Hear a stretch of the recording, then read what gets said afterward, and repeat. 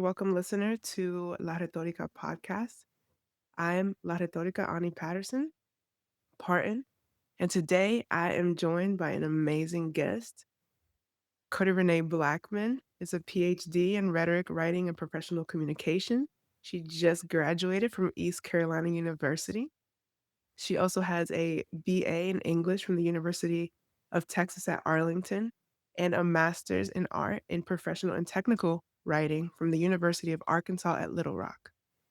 Her research interests include digital cultural rhetoric, social justice, and technical and professional communication, amplifying BIPOC and multiply marginalized voices. Published in Programmatic Perspectives and Constellations, a cultural rhetorics journal, Codi Renée has received numerous awards for her teaching and research, including honors from CPTSC and ATTW. Her dissertation explores how Black, Latinx, Asian, Indigenous, and women of color navigate white dominant online recovery support spaces. Her research introduces the critical race trauma informed ethic, a framework for developing literacies that confront and combat racism.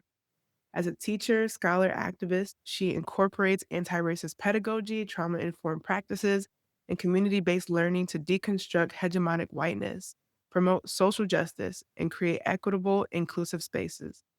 She will be starting in the fall at Johns Hopkins University as a lecturer of technical communication, and it is my absolute honor to invite my cohort, my colleague, my very good friend, Dr. Codi Renée Blackmon. Welcome to the podcast.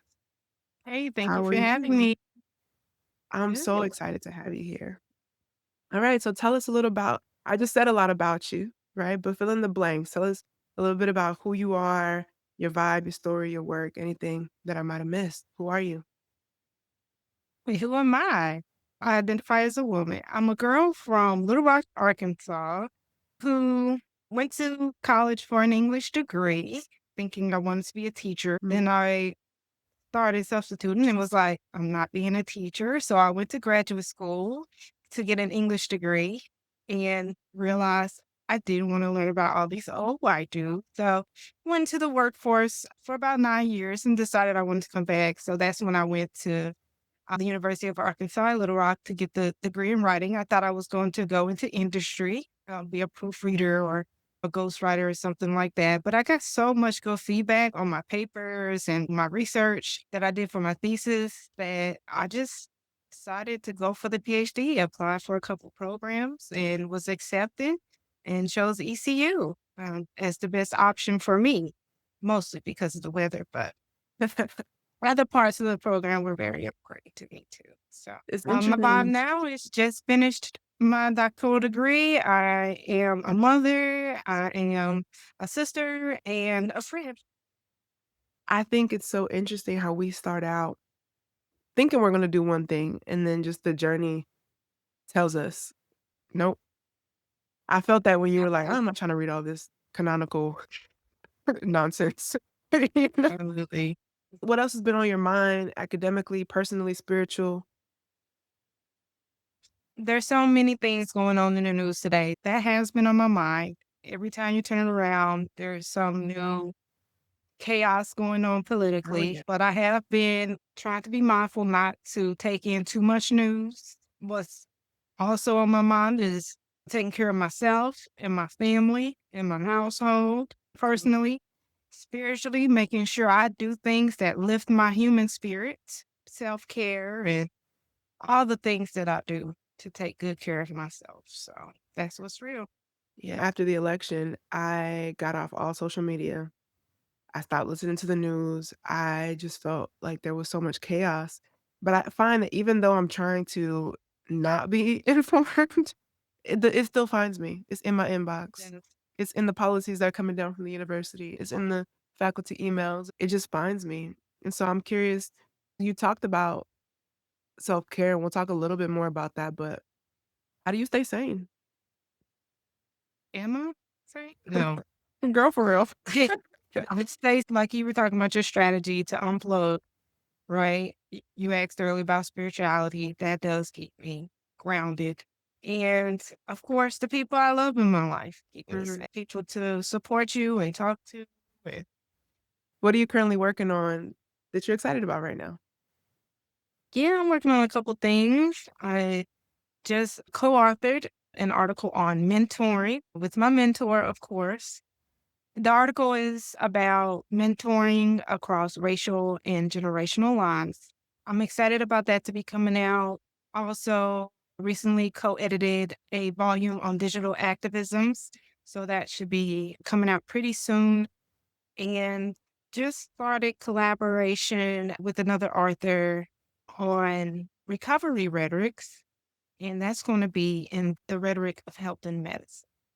That's So amazing. You're doing so I'm many good excited. things. Just defended her dissertation, y'all. She's publishing books, she's publishing articles, co-authoring, leading, writing, teaching. You just blow me away. I'm curious about the mentorship article. What led you to that? How did you arrive at that project?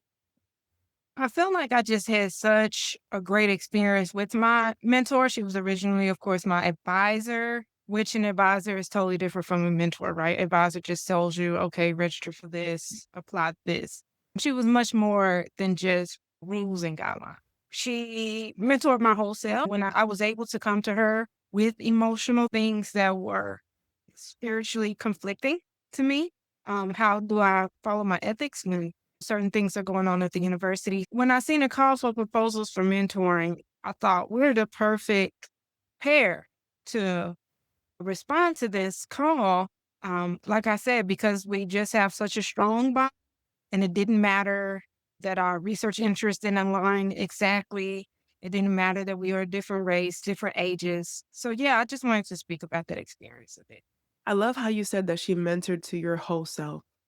I had that same experience with my mentors. Imma give give them a quick shout out, Dr. Clark, Dr. Nikki Caswell, if you're listening.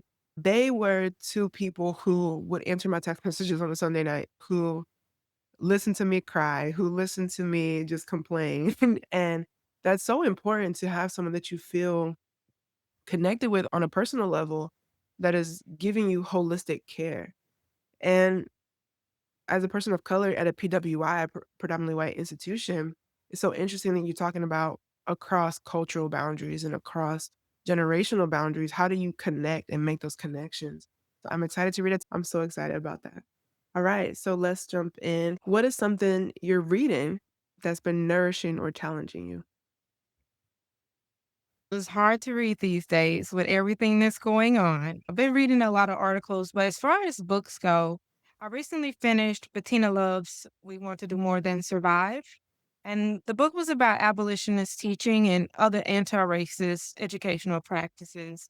What I really liked about the book was she interspersed her personal experiences as a K through 12 teacher with the systemic and collective oppression, racism, and trauma that people of marginalized communities. Specifically, in her book, she talks about anti-Blackness, how we move through that, and how can we make an impact on our educational system.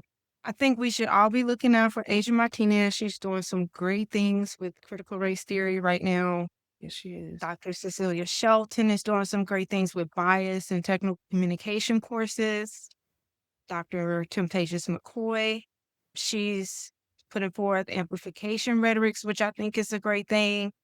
So many Black women scholars and women of color. That's who I read.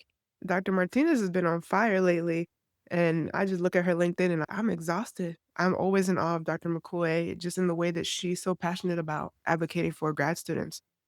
And of course, Dr. Mhm. Shelton is a great read as well. So, what are you avoiding writing about right now? Politics. So there's, like I said earlier, there's just so much going on and everything is changing every day. And I'm avoiding writing about politics because everything is changing so fast that I can barely keep up, and it's very overwhelming for me. And I just recognize myself and what I have capacity and space for. And that's just not something I'm ready to do. Like I said earlier, I do try to keep myself informed. However, as far as making a writing project, I'm going to say any political figures' names, it's not going to happen for me right now. It's funny, it sounds like I'm a glutton for punishment because I'm actually entering into a project about politics at the moment. But it's not so much about politics, it's more about how we navigate relationships across political lines. While it is about politics, I think it's also more about getting through the politics, if that makes sense. That's Yeah. amazing. All right. So the topic of today's episode is really about surviving the academy as a person of color, as a woman of color. So let's talk about it. You ready? Absolutely. Let's go. All right. So let's talk about microaggressions, gatekeeping, and that good old invisible labor tax. What's something that they just really don't tell you in grad school? I don't think they tell you about microaggressions, number one, and that there will be gatekeeping, number two. Microaggressions, those everyday things that happen that just bother me. And sometimes I don't know why. So, with the gatekeeping, I think one thing they don't tell you is even if you try to bring your own voice and your own language and they encourage, that doesn't necessarily mean you can do that. So, yeah, just the gatekeeping in the academy as far as bringing your cultural natural language. Even though we have some scholars doing that, I know I wrote a paper and tried to put my own voice in it, and I was told, oh, that's not how we write in the academy. So I had to change it up. And sure enough, the work got accepted.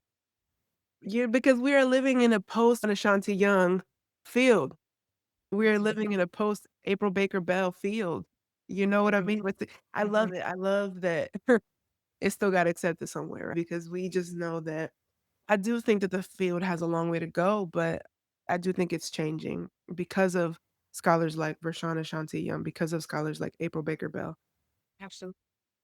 I love that you said they didn't even tell you about microaggressions. We feel it. We've always felt it when somebody's acting shady or when something's not quite right, but I've never been able to name it that way.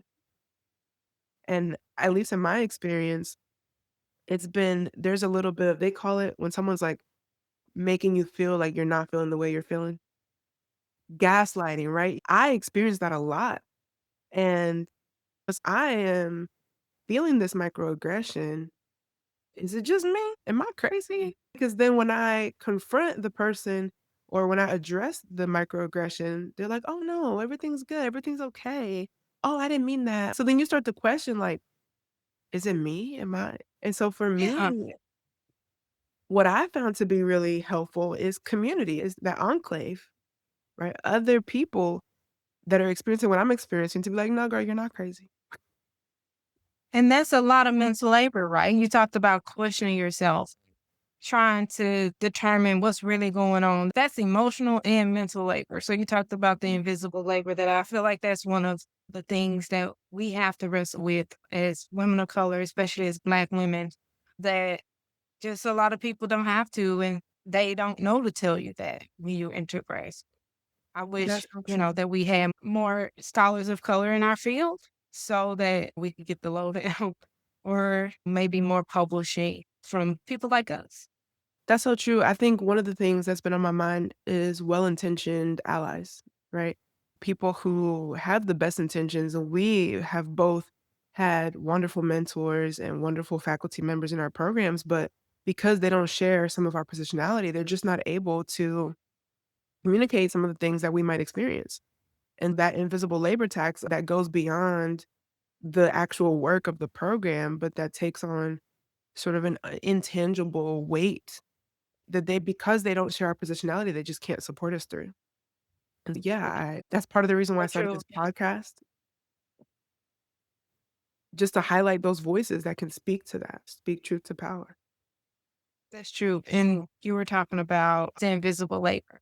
And I'm thinking, and the well intentioned allies. And I'm thinking back to when I was in the graduate course and we were reading a lot of texts about racism. Of course, they wanted to have anti racist lenses, but we're looking at all of these things about oppression.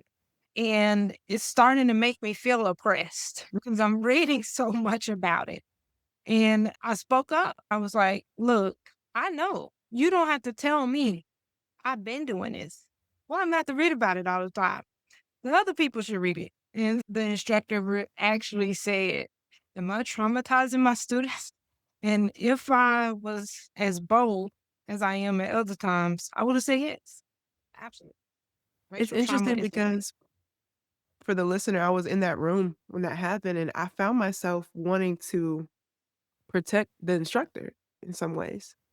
Like, I felt almost sorry for him, and even though was the one that was experiencing the negative impact, I still felt this sense of just wanting to be like, "Oh, it's okay. That's what You we've been didn't." taught to do, brush it under the rug, to see whiteness as innocence.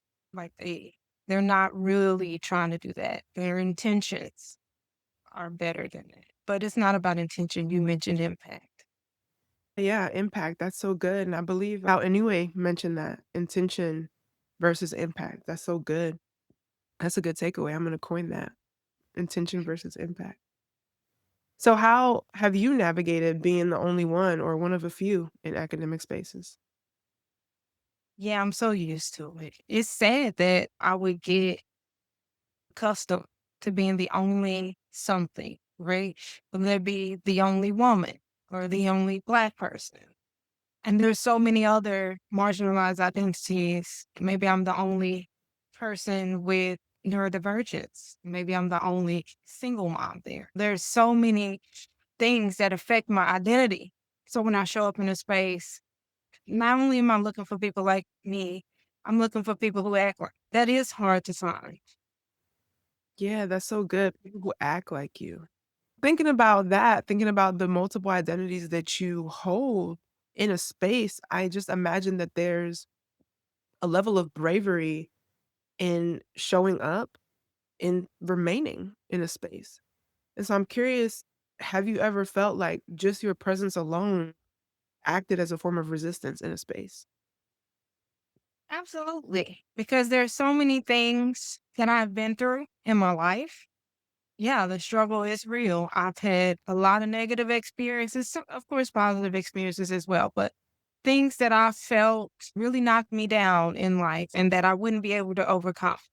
So every time I get accepted into a PhD program or defend my dissertation or even just show up to an academic conference with something to say, I feel like that's resistance. It's resistance against letting my past or anything else hold me down or hold me back or put me in a box and tell me that's where I need to stay.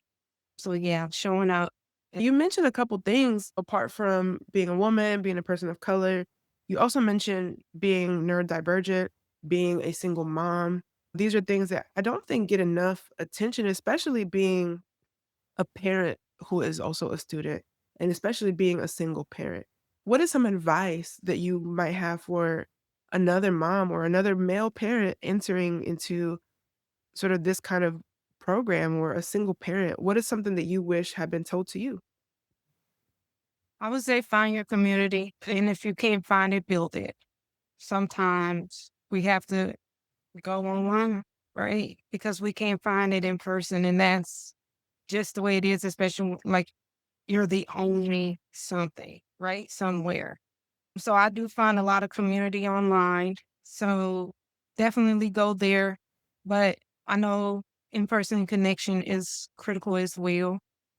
So in that, I would just network and just ask, just tell your need. That's what I did. I just told people, look, this is what's going on with me. I told my mentors, I told my friends, told strangers on the internet in safe spaces.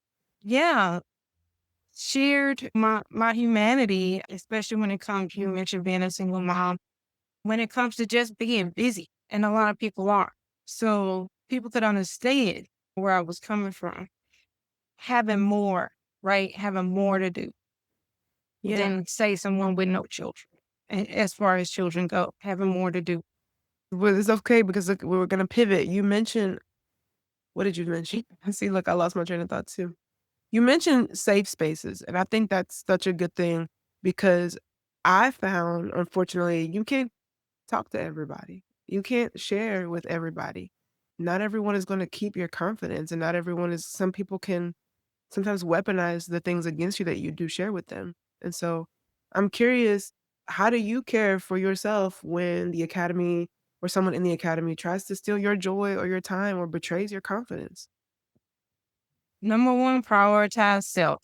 Because if I'm not taking care of myself, I can't take care of my responsibilities.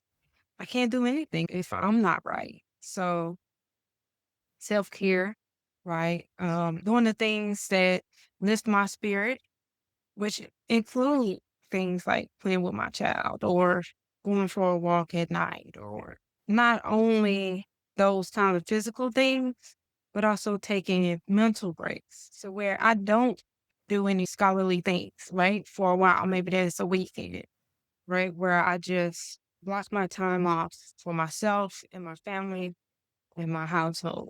When we were chatting before, you mentioned just ignoring people. I am not good at that. Absolutely. Absolutely. That's definitely a strategy I have implemented in the past. Everybody will remain and say it like that. But yeah, I wasn't vibing with someone. And so I got a little upset every time I seen their name in my inbox. So I just created a folder and forwarded all the emails to the folder. So I didn't even have to see them. And I never checked the folder. That's boss level stuff. That is boss level game. Look, your name disrupts my spirit every time it pops up in my inbox. So I'm gonna just slide you over here to this folder and I'm gonna just never check it. Oh, did you email me? I didn't see it. I didn't get it. That's so weird. I love I just love that. I don't even know if I got it. I just get so upset. But I love that. I love that. Did you want to add anything else to that? As far as strategies to keep my time and my joy, again, I do other things besides just be a scholar. Do things that I enjoy. I like to journal. I love the water. So I take trips and I like to camp. And of course, I'm not bringing my laptop when I go camping. So, yeah, and it is a little easier, I would say, for me to keep a schedule since I do have a child and he has to get up and go to school at 6 a.m. So that gives me time during the weekday to devote to scholarship up to a certain time in the day.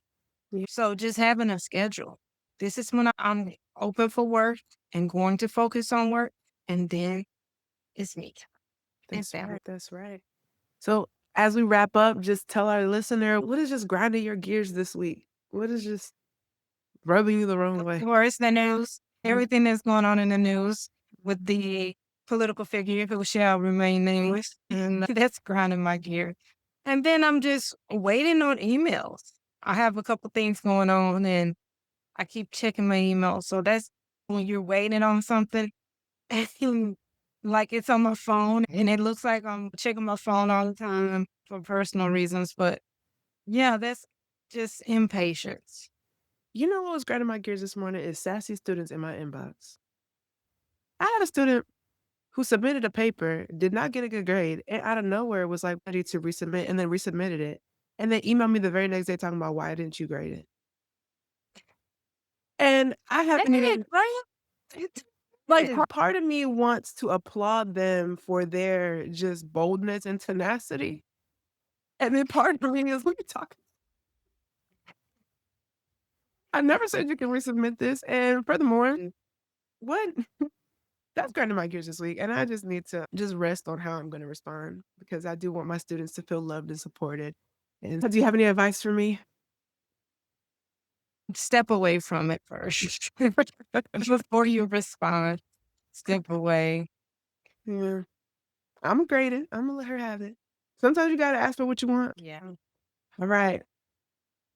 So you mentioned what's been bringing you joy. No, I go camping. Camping. So just go into the woods, pop my tent, and just sit and either read or listen to nature or go on hikes. Just I'm shaking my head because I can't do bugs. enjoy the world. I That's don't why they like. make bug spray. Yeah, I'm like afraid Spray of it up. lions and tigers and bears. Oh yeah, we've heard some crazy sounds at night. Right. Not me. Could be me. All right, Dr. Blackman, tell us how can folks find you? How can we follow you? How can we support your work or just send you some love? Of course, you can find me on LinkedIn. I'm on there. Support my work by searching me up on Google Scholar so I can get those hits and cite me. Send me love to my email, Codi Renée Blackmon at gmail.com. All right, Dr. Blackman, thank you so much for joining me. It has been so amazing, such a pleasure to have you as my first guest. All of the information on how to contact Dr. Blackman will be in the show notes. And thank you so much. Thank you.